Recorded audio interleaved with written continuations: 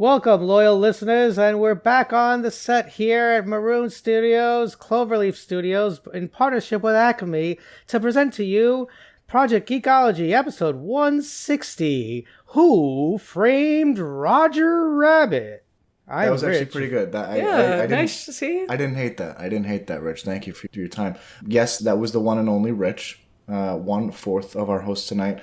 I am Dakota, another of the fourth, joined by...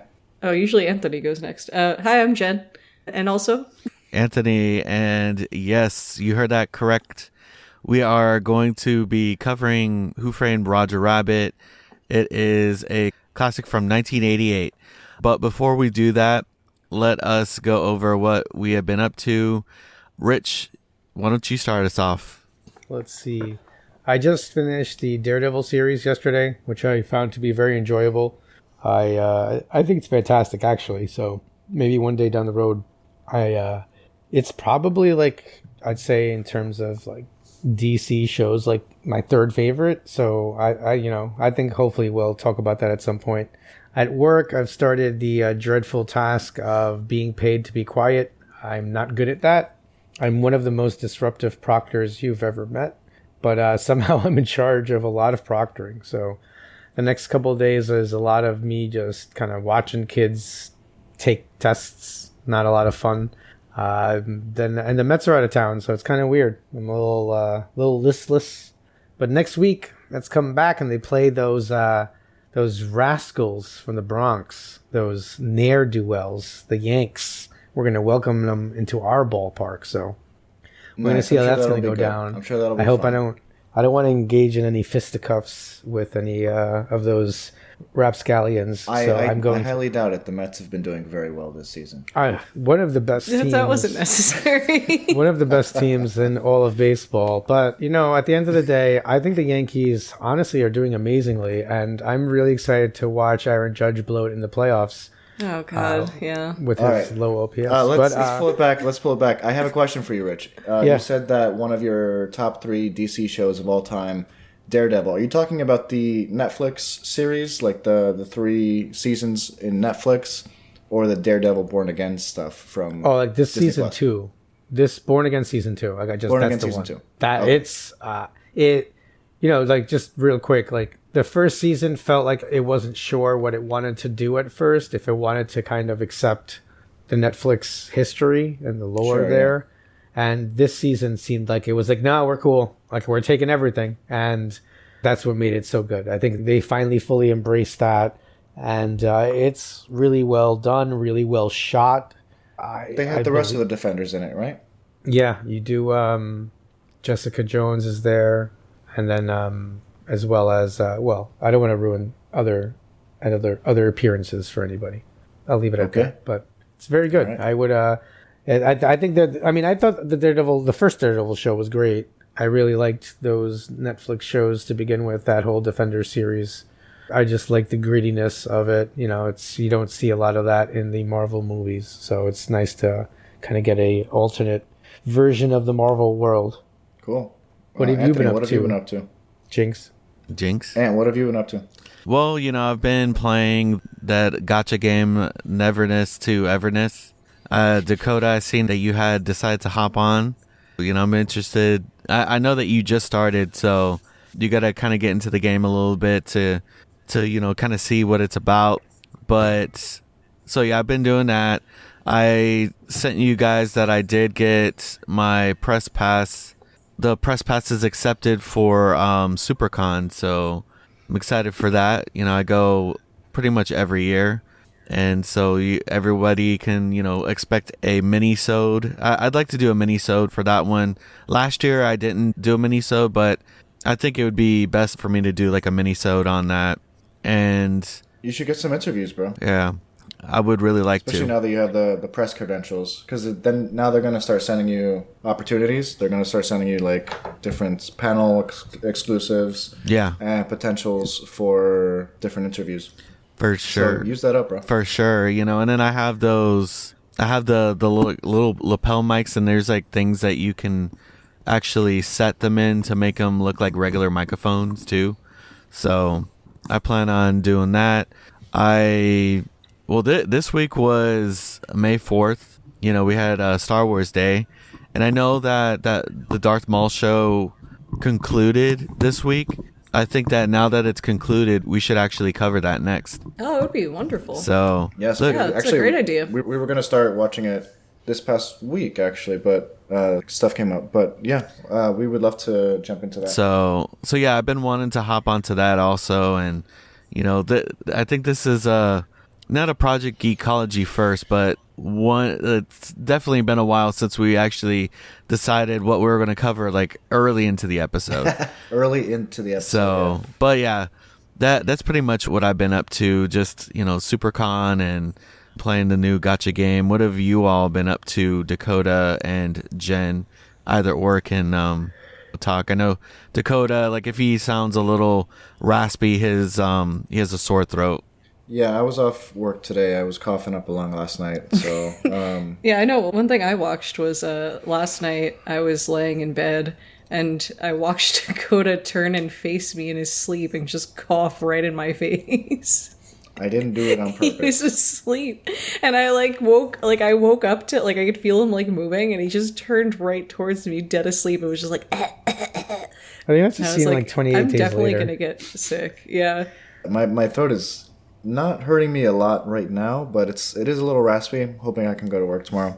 But yeah, other than that, because I was home today, I had a little bit of free time, and I did play a little bit of the gacha game that Anthony recommended, Neverness to Everness, and I can see it being pretty fun.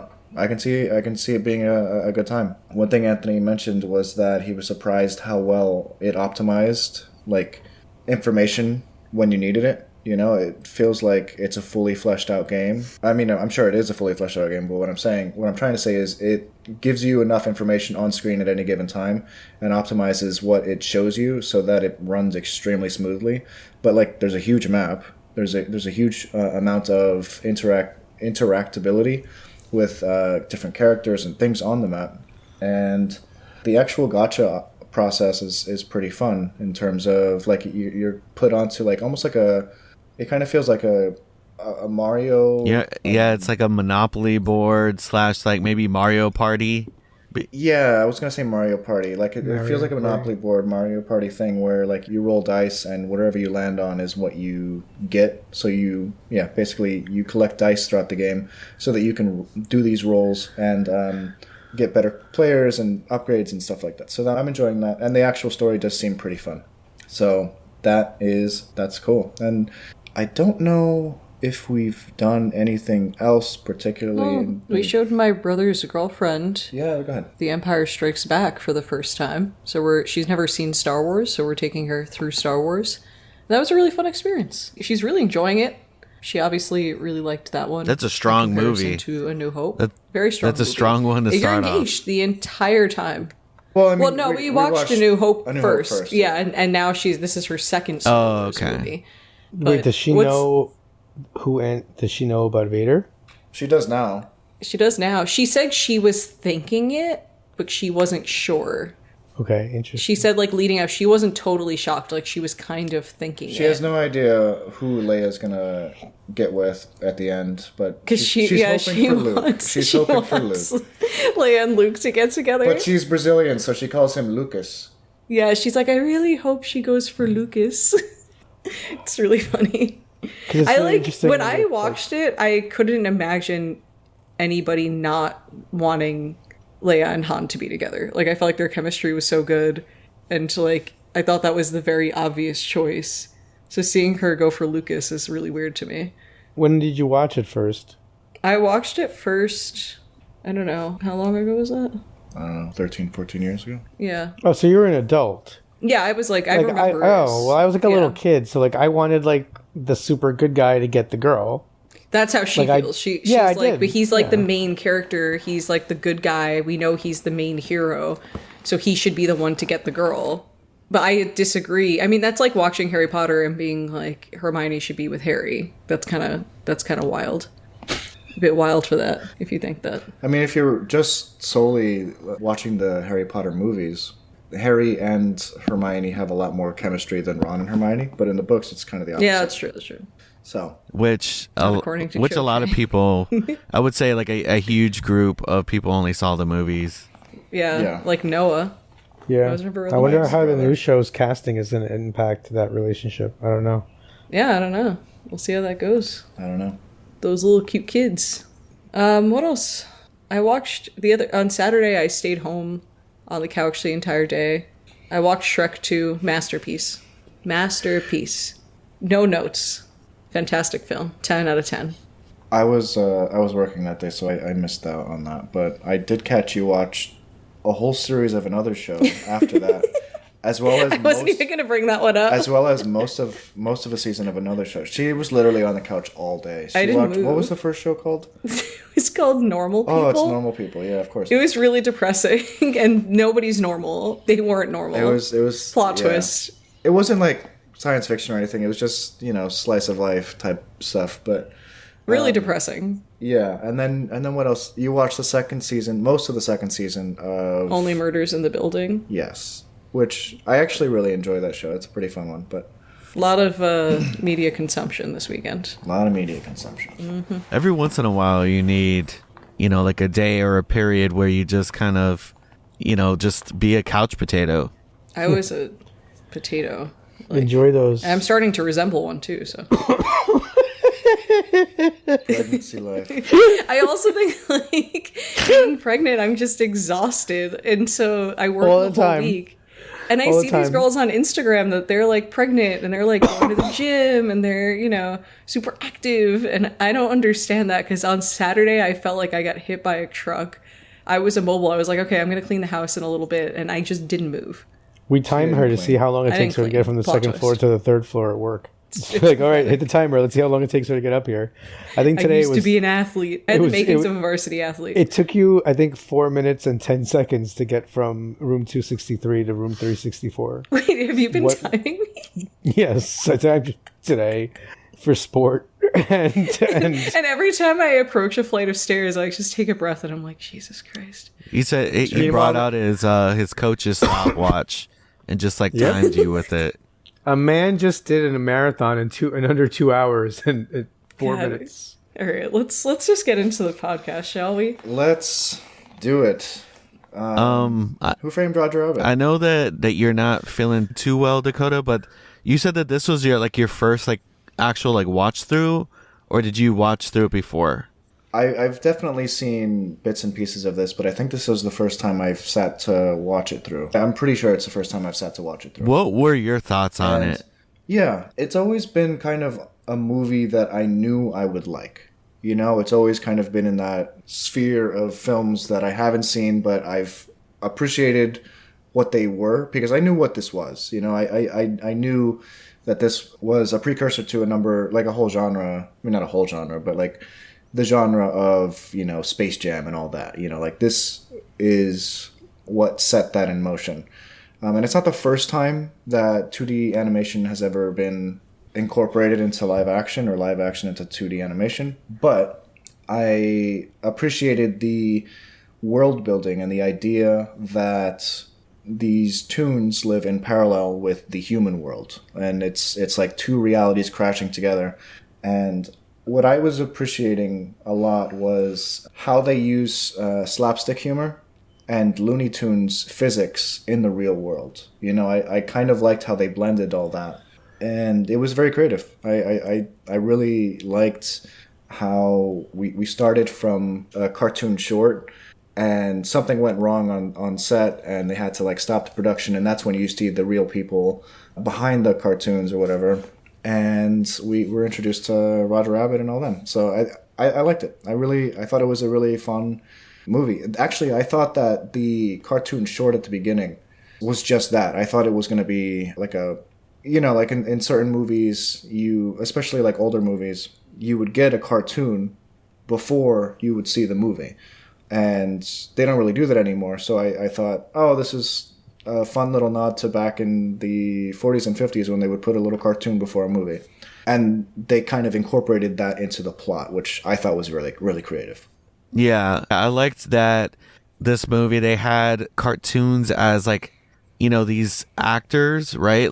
They were created, but they weren't drawn. It's not like a storyboard and a bunch of like animation cells. It's like them in like a physical realm interacting with a set, how you would film a live action show. So I love that this movie has that. I also love the main character, Eddie Valiant. Not necessarily the character himself, but the way that the actor was able to interact with the tunes around him. A lot of times you could tell it was very practical. You could tell that there was actually someone that they had played Jessica Rabbit in person, like so that he can interact with certain characters. Or a lot of the stuff was practical and not CGI. Some of it was CGI, but a lot of it was practical in terms of like, he would grab something from a tune or give something to a tune, and they would just paint over the film cells. They would paint over the film so that they could put these cartoons on it. I thought that was really, really creative. And some of the shots in it, I was like really impressed with how well they were able to do all that. Like the scene where they're driving through like over an LA bridge on Benny, the car. You could tell he was actually in like a go-kart or something and filming that scene, but they just painted on top of it and put a cartoon car over the go-kart or whatever he was in. Little stuff like that really brought the movie to life to me. I thought it was really, really well done. What's even more impressive because it's easy to do something like that nowadays, but like back then, they didn't have what we have now. So I think it's easier to appreciate when you see something that came out in a time when CGI wasn't rampant like how it is now. One scene that I really liked was when Roger Rabbit goes to get into, what's his name? Ed Valiant? Eddie. Yeah. Eddie goes to get into his like brother's chair, and he puts his hand over the back of the chair. And then when he moves his hand, there's like a dust fingerprints. The attention to detail to make this as like, I don't know what the word is that I'm looking for, like harmonious as possible. Like the link between the tunes and reality was really interesting. Or another one that I thought was funny because I feel like in Toontown, like physics aren't the same. So like the tunes aren't used to it. So like when the hippo from Fantasia goes and sits next to the guy on the bench and the bench just like breaks and she's just like, whoops. Like it's in Toontown that wouldn't happen. Like she doesn't understand physics. Yeah. So another little attention to detail that I was like noticing is the shadows for the tunes on the wall. That I thought that was really cool. Like they really did like take their time. Oh, and we didn't even mention that this film is directed by Robert Zemeckis, director to the Back to the Future. Oh, yeah. I didn't know that. And okay, I can kind of see that. And he used the same composer for from Back to the Future in this movie. And if you pay attention to the music, it's very, very similar to Back to the Future. Like, you know how John Williams has a sound? So does this composer. I think it's like Alan Silvestri or something like that. Oh, Alan Silvestri, okay. Alan Silvestri, yeah. He also did the music for the Avengers more recently. But yeah, great composer. Rich, you've been awfully quiet. Why did you hate this movie so much? I absolutely treasure this movie. This was the first movie that I ever had to go on the train and like go to another. I can't. My short memory will tell you that I went to Manhattan, but it could have just been another part of Queens. But I had to. It wasn't playing in our local area theater, and we had a pretty big theater to be honest. So it was kind of a surprise, but it wasn't playing near us. So we actually had to take a trip to go see it. Let's see. I had the bathroom. I had the beach towel that I forced my family to use as my everyday towel. So my grandmother was very upset because she had like a set and then just like Who Framed Roger Rabbit, bright yellow with Benny on it and Roger. And I grew up, watching a lot of Looney Tunes. My grandmother would tape it for me. So when I went over to my dad's house, she just had like just oodles of tapes. So I love the Looney Tunes guys. I, love a lot of the older Disney cartoon guys. So this was the coolest thing in the world for me when I was, what'd you say it came out in 86? 88. 88. So in 88, I'm 6. So I'm 6 years old. This is the coolest thing in the world, man. Like, there's Looney Tunes guys, there's Disney guys. You know, I didn't know anything about companies and crossovers, right? But I know I hadn't seen them before together, right? And now, like behind you guys, Dakota and Jen's background is when Eddie's falling through the air with Bugs and with Mickey. That was like, what? Both of them in the same shot? You know, it was really cool. And I thought the animation style and the things they did and all the effects were just unbelievable. When you said, you know, they were going over the bridge and it really looked like Benny was driving it. For half a second, I was like, he was? What do you mean? Because like that movie was just, I've seen it so many times since I was a kid. Not as much as Major League. But this is, It was really fun to rewatch it. This is probably like if I said like 30 times, I don't think I'm exaggerating, because, you know, when I was a little kid, I got it on. That's fair. I got it on tape, and then I'd watch it all the time. I love Eddie Valiant. I love the noir feel to it. I've always liked that kind of aesthetic. You know, like I love that LA Noire game and stuff like that. So I'm not even sure if my love of that time period might actually come from this movie. Just like kind of wanted to explore out that, because it also reminds me a lot of Dick Tracy as well, and obviously not in the themes, whatever, but I think it's very much like the time period was captured. Yeah. Actually, that, you know, you mentioned the shot of Eddie falling and Bugs and Mickey are on either side of him, talking about giving him a spare parachute or whatever, and they end up giving him a spare tire. That is the only shot in all of history that has a legal time where Mickey and Bugs have been on screen at the same time. That is the only shot in history that has that. So that it's cool. I mean, I would say probably easily the two biggest cartoon characters of all time. Absolutely. Being on the same frame is... Yeah, even adult me, I got like super 8 Dakota. Like we were just watching it and I got so excited.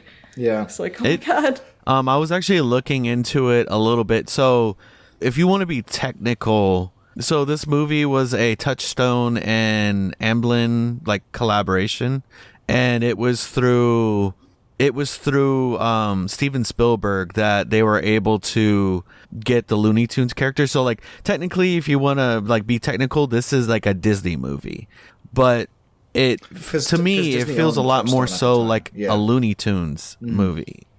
Yeah. But so I think it was like $5,000 like per Looney Tunes character, and then there was also that Mickey Mouse and Bugs Bunny and Daffy and Donald had to share the same amount of screen time, so that's why they were paired off like that. So you just put them in scenes together. Yeah, okay, but it worked. Yeah. It worked. They got really creative.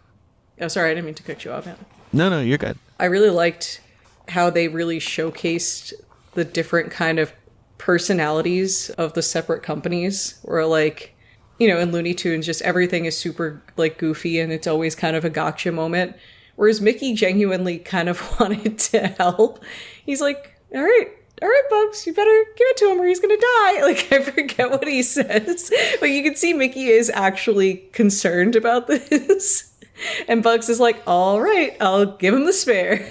Like because I also grew up watching both Disney and Looney Tunes. My dad was a pretty big Looney Tunes fan, and that was like on pretty regular rotation at our house. So I feel like I understand both characters pretty well, and that's exactly how they would act. You know, they didn't kind of dilute them a bit to just make, I don't know, to make a more cohesive story or whatever.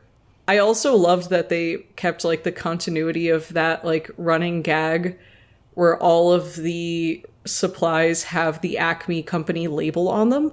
Yeah, like they did in the cartoons. Yeah, like I think of like Acme Dynamite and yeah, or like, you know, any anvil would just say Acme. Like any like mass-produced product in Looney Tunes just says Acme on it, just because it's like, you know, when you see the Acme name that this is a product that something really stupid is about to happen. Mm-hmm. And so all throughout the movie, because that was something I was paying attention to, like so many just boxes, tools, anything just said Acme on the side.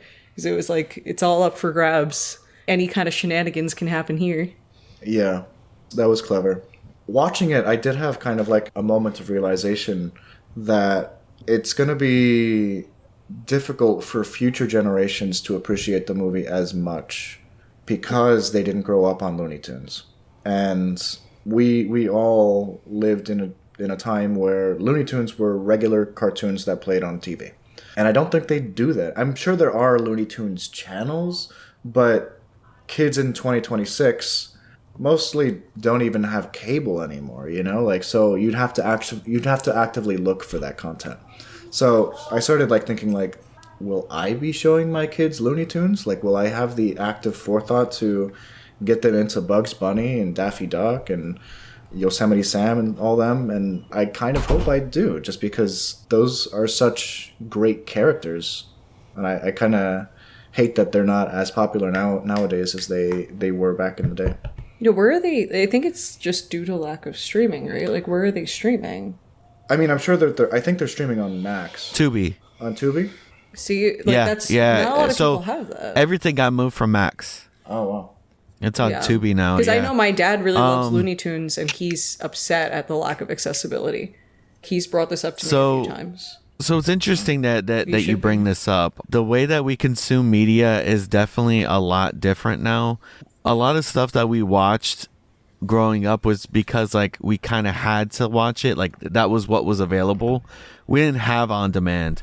The closest thing that you got to on demand back then was popping in a VHS or a DVD, or if you wanted to watch something from TV, you would tape it on a VHS, or eventually whenever you got to TiVo, which a lot of people didn't have right away because that was for rich people. And so yeah, like the way that we consume TV now is like you get to choose what you watch. Back then, what was on was what was on. So you either like flipped to something else or you sucked it up and you watched it. And sometimes, when you were like, I'm not too sure about this, you would sit down and you would watch it and you'd be like, you know what, this is actually kind of a banger, like that's kind of like how I had stumbled onto Avatar. Like I had seen like maybe some advertisement, but it wasn't until like I like kind of sat down and I was like, oh, let me check this out and watched it. And I was like, oh wow, this is really good. There's definitely like a big conversation around that, like how we consume media and how the tween audience doesn't really have like that media anymore. That those a lot of the shows that some people grew up with, like the Camp Rocks or, Drake and Josh, iCarly, The Amanda Show, Rugrats, all that kind of stuff. That stuff just doesn't really exist nowadays. Speaking of those tween shows that you just brought up, my little my cousin's child, he's I think 2 now. I think his favorite show is Sam and Cat from Nickelodeon. So but I think that's the mom that just like watched that on repeat, and that became something that the kid really enjoyed. So it is weird. Like he doesn't like cartoons, right? He's not a cartoon kid, which is bizarre. But whatever. I would be really disappointed if my kid didn't like cartoons. I've gotta inculcate that in him at a young age. There were some deep cut characters that I never would have noticed as a kid, but now as an adult, I like looked at them and was like, oh my god, that's this character. One of them was, there were like 3 hummingbirds, and it was very clearly Flit from Pocahontas. But when did Pocahontas come out? I think that was after. Yeah, I think Pocahontas, I want to say it came out in 93. Like 93, 94, yeah, it was after that. 95. Because I know my parents took my brother to go and see that. They took my brother to go see Pocahontas when it first released in Central Park. And we still have like the umbrella, like they had like a bunch of merch, like they had like blankets and umbrellas and stuff that you could buy. So like I knew that it was later than the 80s because my brother was born in 91. And so apparently that like little hummingbird design was in Song of the South from 1946. And then again, it was here in Who Framed Roger Rabbit. And then they decided to keep the character design for Pocahontas, which I thought was really cool. So for me as a kid, I don't know if I would have ever noticed, oh, that's the little hummingbird from Pocahontas. I might have seen this movie first. You know what I mean?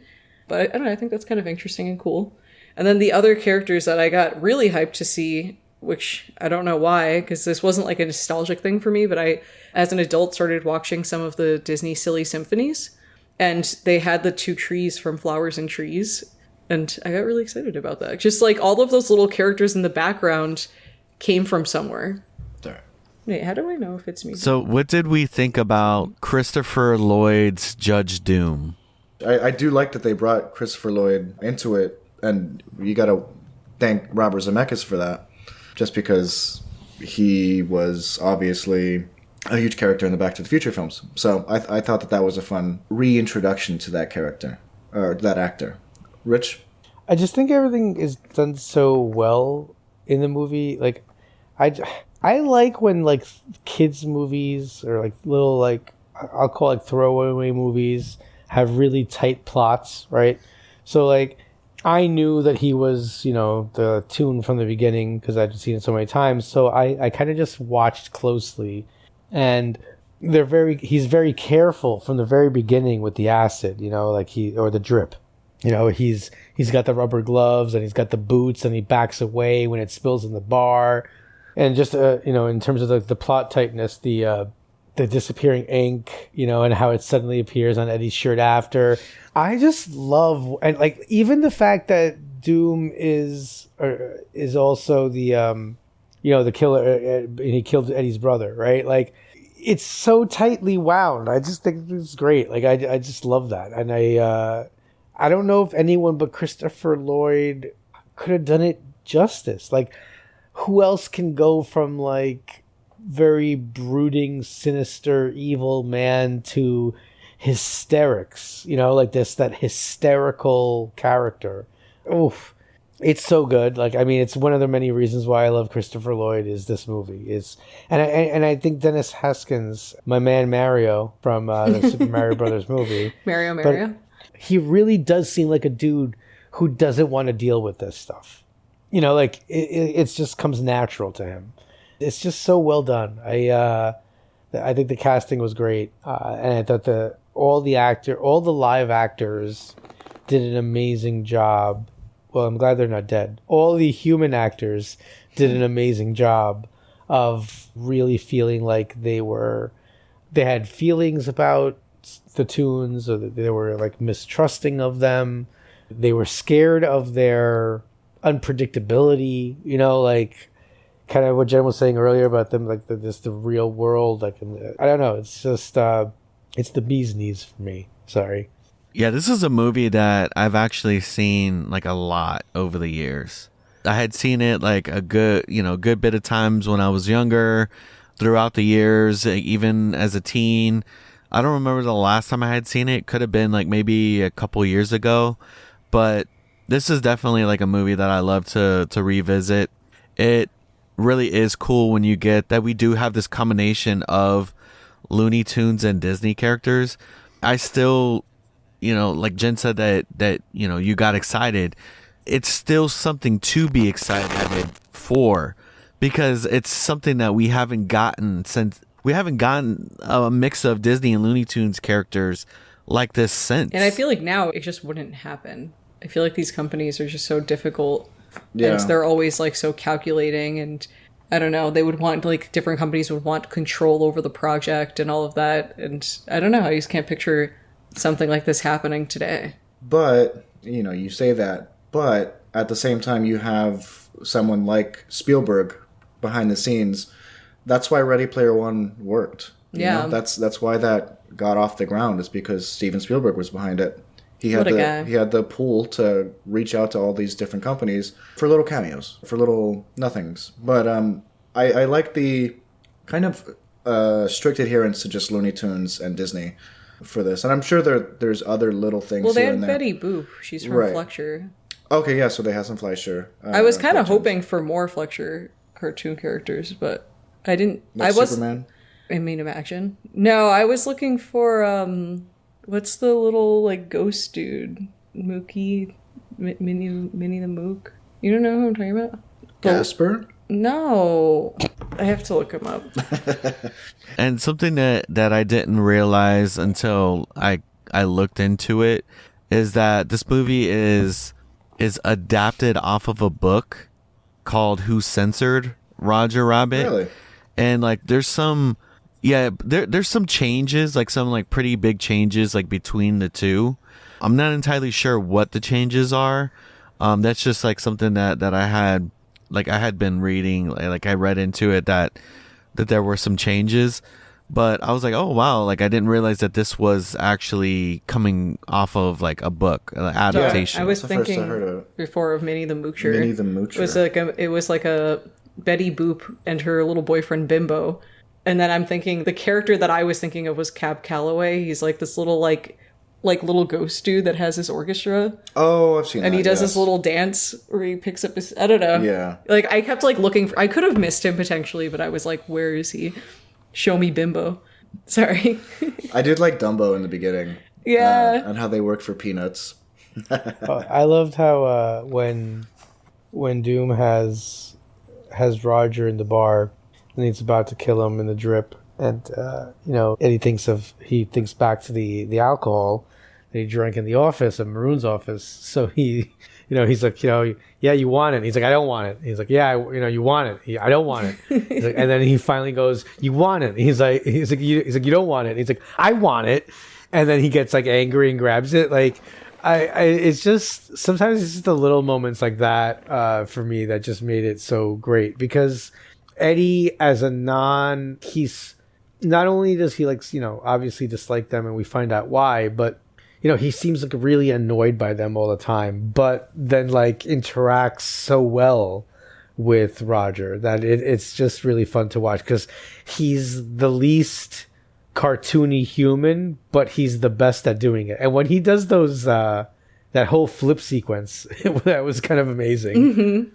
He does. He's really good at. So like he got to know Toons because like him and his brother were like known as like they were like detectives like for Toons, not specifically for Toons, but they worked with Toons a lot. That's why you saw like those newspaper strips where they cracked a case for Goofy and like some other Toons, and like his disdain happened was because a Toon killed his brother. Gotcha. And so like that's why he fell into liquor and disdain. I loved like some of cartoons. These adult themes that we were able to kind of glean from the story that's overly silly, like his battle with alcoholism and when he decides to like kind of start healing himself and pour out the booze. Mario would never put that in a kid's movie. They would never have Mario addicted to mushrooms and then he quits the shrooms. Like they don't have him go on any acid trips. Like I think back then kids movies had courage and they put in real adult themes. I don't know if this is a stretch, so you guys can mock me if you think that I'm stretching with this, but I think of this also as kind of talking about class issues, where it's like these big corporations just kept trying to be more and more greedy and buy up all of the land so that they can take advantage of the lower classes and have them, spend money on things like gas and cars to go on this big freeway. Whereas like initially Eddie was a lawyer for the Toons who work for peanuts. So there's like a clear class divide and Toons aren't taken as seriously in society or treated with equality. And so Eddie was a lawyer advocating for their rights. But then when a Toon killed his brother, he gave it up and he had like disdain. Well, he wasn't a lawyer. He was a or not detective, a lawyer, but like a detective. I mean, but you know what I'm saying? A lot of Robert Moses slander here, right? Like Doom seems like Robert Moses. He wants to build a highway through this town and ruin everything, Don't get me started on Robert Moses. Sorry, Anthony, if Robert Moses is a big name up here in New York because he designed the highway system essentially. And he, in some areas, basically just like said, you know what? I don't care about anyone who lives there. We're just going to put a highway. That was my family's house in the Bronx. They put up the Throgs Neck Expressway. They literally changed. We had pictures of our yard before and after the highway. Our entire yard was sunken in. After that, like it completely changed the structure of the yard because of that. And Robert Moses also changed the name of my town. Throgs Neck is where I'm from. It was spelled with 2 G's, and he dropped a G so that he could save money on signage. So, like, Throg's Neck is now spelled with one G, but growing up, we all spelled it with two Gs, and it was because the people who lived there were, like, still kind of boycotting. I thought that was a Mandela effect thing. No, it was because Robert I Moses. thought I had seen it because I worked in a title research company, and I used to have to file, like, people's property taxes and stuff. And I would remember seeing the two Gs, and then at some point, I just stopped seeing both G's. In my house, Robert Moses is a hero. End of story. And a beach. Robert Moses is a beach. And probably the most visited beach that I've been to in the New York area. So, end of story. He built that beach himself. I think Anthony, we took you to Robert Moses. Yeah. When you were up here. Is that the beach that you guys took me to? That was freezing. I was like, I'm used to the South Florida bath water that we have down here, you know? On December 6th one time, and I stepped into the ocean, and it was December, right? And my brain's ready for it to be freezing. And I was like, what is this? I'm like, you people are so spoiled. Like, it was warmer in December than it ever is during the summer in New York. Yeah, you always got to get, like, a running start in New York. But, I don't know. It's like, sometimes it's like jumping into the drip when you're up here in New York, you know? Oh, yeah. It's kind of acidic a little bit. Like, it's got, I don't know, like, juices flowing in the water. Kind of hurts Yeah, a from all bit. those Gilgo Beach murders. Wow. Dark turn, sorry. Dark really quick. Let's go back to the juiciness that is whatever's in those, like, drip containers. A lot of drip at the end of the movie. dip. A lot of juice. Was it dip? No, dip. Oh, you're right. Yeah, you're it's right. called dip. It is called dip. But anyway, it got me wondering why you, the listener, have yet to give us a 5-star juicy review. And I felt the need to bring it up because there was a lot of juice in this. There was a lot of dip. Green oozing dip. And we need your review to be green and oozing with goodness. You know, like, it's a 5-star juicy review, guys. We that's what we need to sustain us, basically. It doesn't erase us like it would the tunes. It sustains us. Yeah. And by chance, at that bar where the dip was being unleashed and used as a weapon against Roger, the patrons were drinking the unofficial beer of the podcast, Voodoo Ranger Juicy. Oh, jeez. They really weren't. You talking about the non-existent beer that isn't? It was like non-existent back then. Of beers, and then Eddie also not Budweiser and smashes it over someone's head. So it definitely wasn't. Definitely wasn't. But he smashed it because it wasn't a Voodoo Ranger. If it was a Voodoo Ranger, he would have drank it down because it's so smooth and delicious. I don't know. Anyway, one of these days we're gonna get, like, a cease and desist, and I'm gonna be really annoyed with you, Rick. What's good about potentially getting a cease and desist is it means someone's listening. Oh, that's so sad. I would be really excited. I'm like, oh, guys, we made it. That's the why government's on us. That's those days that we get those, like, podcast spikes. Somebody's listening to send out the going to get away with this. But yeah, was it kind of to piggyback on the 5 stars and how it sustains us? You know, we also need it so that we can create that freeway up would have led to the top of the charts. You know? Do you think that the freeway being built there would have meant that, like, Lightning McQueen was, like, over there, like that town, the pit stop? No, I think the freeway just led to Pasadena. Yeah, that's what he said. It went to Pasadena, right? Yeah. No, I'm joking. I'm messing with you, Rich. I understand that you're joking. I was being very flippant with my... Wait, I was serious. I was just referencing cars, I was just man. remembering. I'm like, oh yeah, they did say Pasadena. Because it just reminds me of that SNL skit, like, took the highways over there, you know? Yeah. You guys know what I'm talking about. What they were actually, like, talking about was the 210 freeway in LA, and how the joke is that it would stop congestion and traffic, basically, because it would be 8 lanes, blah blah blah. But in reality, it's always backed up, the 210. So it wouldn't have solved anything. It actually would have just been terrible to continue. Anyway. Oh, but you know what? You Rich, was it Rich or was it Anthony? One of you mentioned, I think it was Anthony. He mentioned that there were newspaper clippings in this. And I have to say that I was very pleased because there were actual dates that I could, use in my long little timeline project. 4 dates overall, like the 3 days that the movie elapses, as well as the one date with the Valiant brothers saving Huey, Dewey, and Louie, Donald's nephews, in a newspaper clipping. So I really appreciated that because I think like the past 4 or 5 weeks, we've covered movies and stuff. They've had no dates. Like ever since we watched Her and Lost in Translation, there's been no dates whatsoever in anything. I was even hoping just for like signage in the background of like the Mario movie, like when they were in like the Brooklyn Pizzeria or whatever. No, nothing. But there are dates in this one, so I'm happy about that. But the thing is, some things are timeless, Dakota. Timeless in what way? Without time. Like literally. Sometimes, like there are even men out of time. I feel like we're running out of time on this podcast.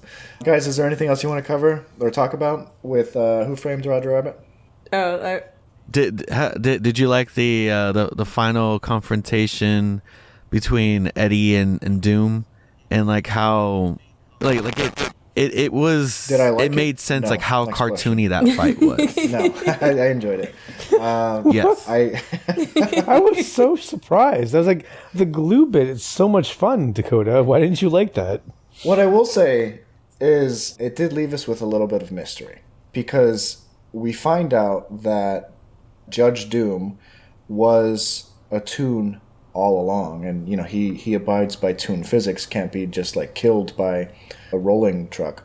But we don't find out who the Toon is, and I wonder if it's possible to figure that out. Like I wonder if there's any way that we can match the eyes to any like other like cartoon character, or if there's like maybe a sequel or something that they talk about it.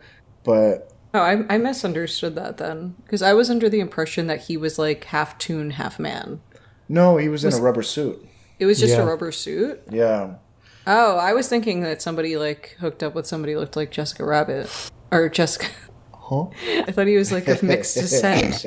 Is it a mestizo? that's why you only saw that like skin left over. I thought that was like a because joke, it was like to cover rubber- the fact that was rubber like suit. a corpse. Yeah, because at the end we have all the Toons going like, "Well, he's not a wooden doll. He's not a Toon." He's Oh, not," that's true. And they were questioning who he was. I misunderstood that. I thought it would have actually been better. Here's what I thought was going to happen. Remember in the beginning of the movie when they gave Roger the alcohol and his eyes turned red and crazy and like he was going nuts?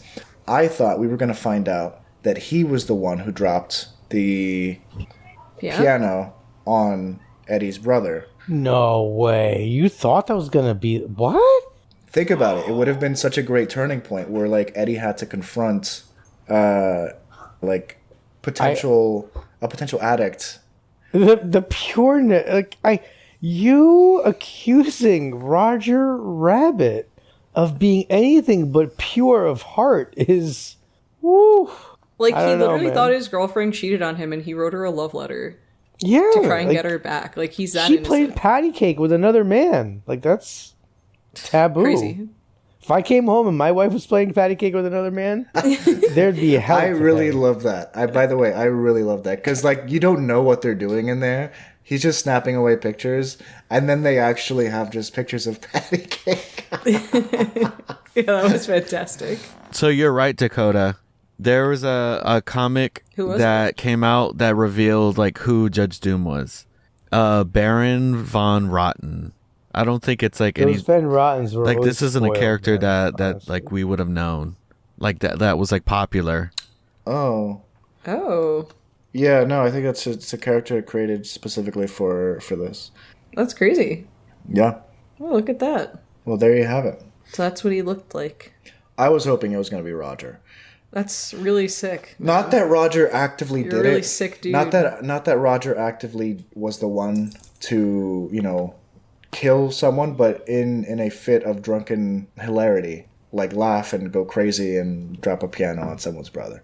That's what I thought happened, and I thought that was going to be addressed at some point, where in the third act of the beginning of a third act.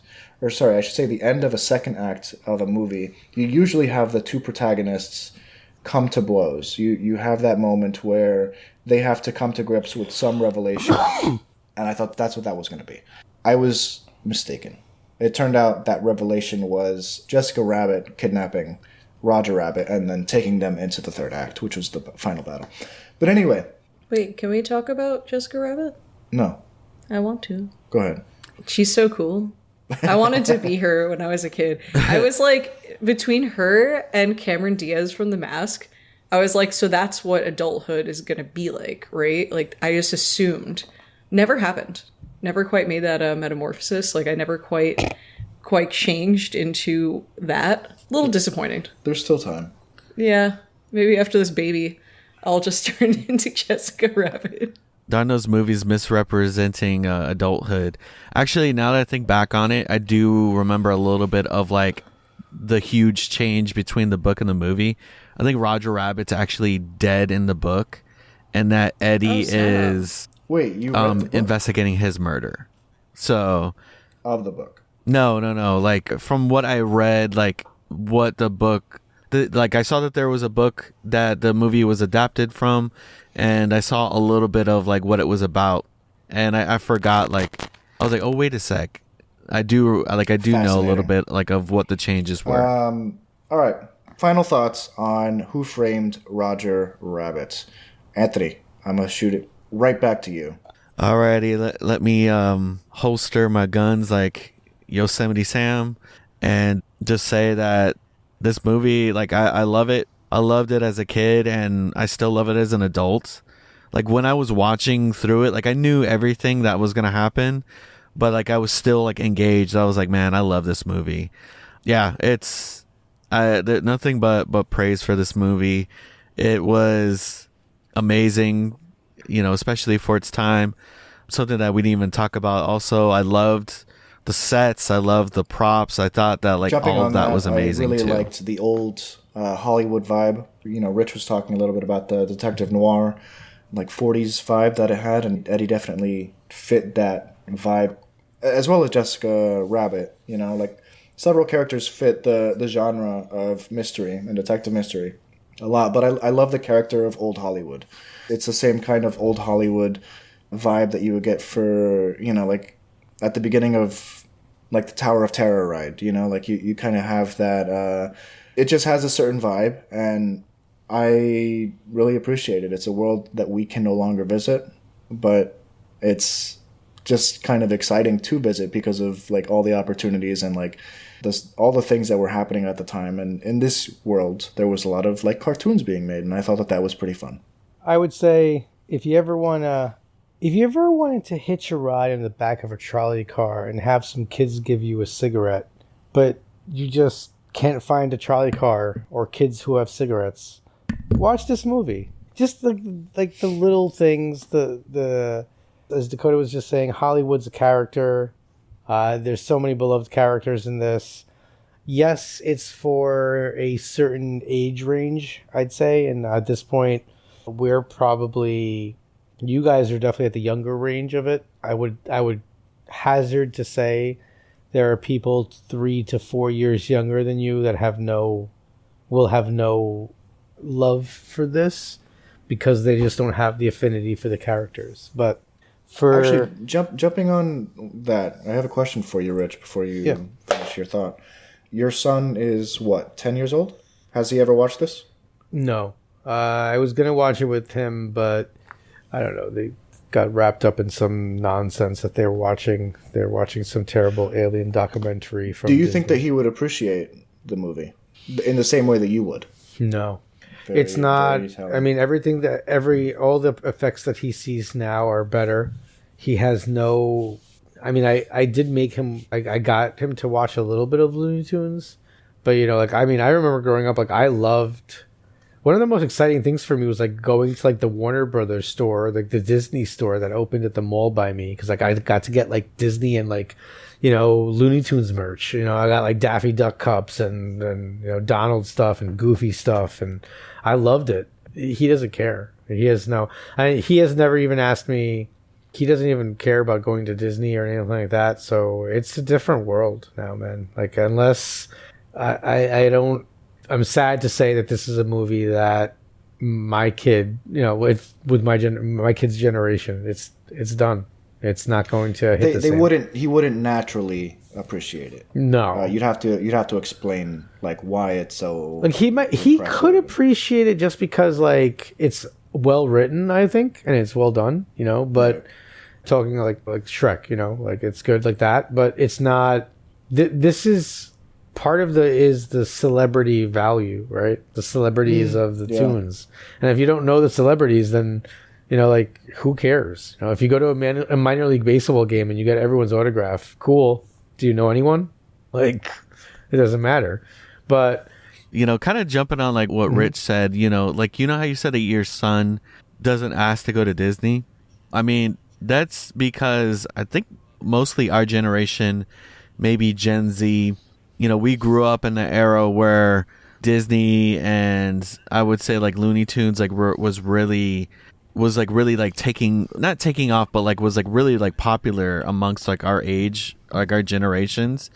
And that's why like I think that millennials are single-handedly keeping Disney like funded, because we are the target audience. If you look around at Disney, it's like mostly adults. Like, I mean, you see kids there too, but it's mostly adults, and the kids that are there are because their parents brought them, Right, so I kind of cut you off from your final thoughts. Let's be real. Do you have anything else that you wanted to say? Yeah, if I'm going to Florida, I'm bringing my kid to Lone Depot Park, and that's about it. Oh my god, that sounds fun. No, but if you're around our age, I guess if you're between the ages of 28, I'm going to stretch it to, and I'd say all the way to like 60. I think this is awesome. This is a really fun time. I think it's nostalgic. I think it's intelligent. It's well written. It's a labor of love in terms of the way that they really meshed the real world and animation. I think it's a marvel. I think it's a gateway to some of the stuff that we have now. I think without the success of Who Framed Roger Rabbit, I don't know if animated films become adult fodder and make millions the way they do now. Jen? I really enjoyed it. I thought it was a good time. For me, it was very nostalgic because I genuinely haven't seen it since I was a kid. So like all of a sudden a scene would come on and I'm like, oh my gosh, I remember this. And I just loved the complexity of the story, as Rich brought up, like the continuity of the story. Just because it was like for kids, they didn't make it simplistic, because I think they understood that a lot of adults, even at that time, would be really excited to see Bugs Bunny and Mickey Mouse on the same screen. So they knew that the target audience was wider because they had the nostalgia factor, which is something the Mario movie could have had, and they chose not to. And I was looking it up while you guys were talking. The author of the book, Gary K. Wolfe, in like late 2025 got the rights to his story back. So his original characters are now his again. And apparently he's talking about making more content with them. So we'll see where that goes. I think specifically the character Jessica Rabbit is one that appeals to a lot of people for pretty obvious reasons. Gooners. Guys, thank you so much never for say die. Listening. Thank you so much for listening to us here for our 160th episode. Next week, we cover Maul Shadow Lord. And until then, sayonara. The Wolverine. That's all, folks. Oh, Jinx.